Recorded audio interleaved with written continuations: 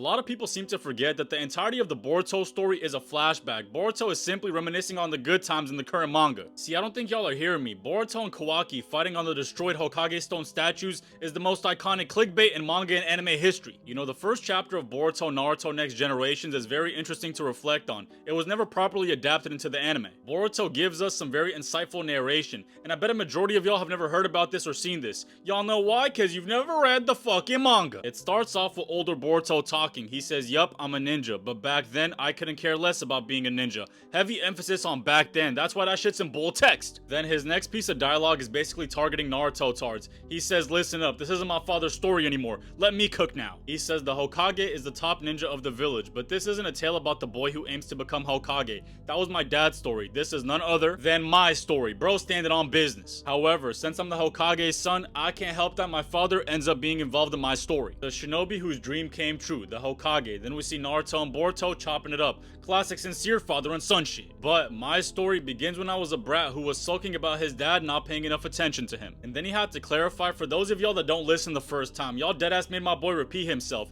He said, I'll say this one more time, this is my story. Except for a little part at the start. It's the story of me and my dad. The closest iteration of this comes from Boruto Naruto the movie. But I'm telling y'all, it is so dumbed down. Boruto's words feel less impactful. Mind you, he's saying all this in a kid voice. There's no implication he's older while saying this.